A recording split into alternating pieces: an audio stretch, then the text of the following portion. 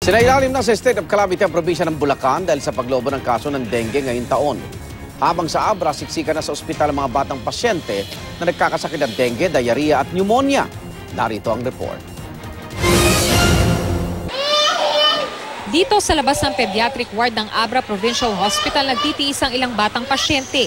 May mga nakahiga pa sa mga kama, pero ang ilan tulad ng batang ito, dito na lang sa upuan ipinuwesto habang nakadextrose. Pawang dengue, pneumonia at diarrhea ang sakit ng mga nakakonfine. Nagtitiis sila kahit mainit at walang mahigaan. 25 lang kasi ang mga kama roon. Pero triple nito ang bilang ng batang pasyenteng na-admit sa ospital na umabot sa 76. Ayon sa isang pediatrician ng ospital, wala silang magawa kundi tanggapin at gamutin ang mga batang pasyente.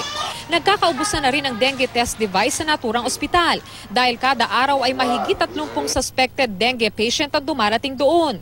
Ang dengue NS1 rapid test device ay ginagamit para matukoy kung positibo ang isang tao sa dengue virus. Humiling na ang ospital ng dagdag na test device lalo't halos dumoble ang kaso ng dengue sa Abra. Sa ngayon, mahigit 750 na ang kaso ng dengue na naitala mula Enero hanggang Setyembre sa probinsya. Mataas ito kumpara noong parehong panahon na nakaraang taon na nasa mahigit 380.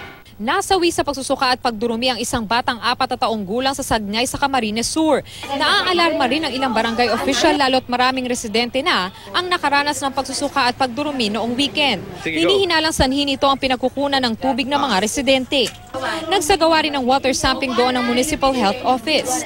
Ang pagtaas ng diarrhea sa lugar ay posibleng dahil sa pabago-bagong lagay ng panahon.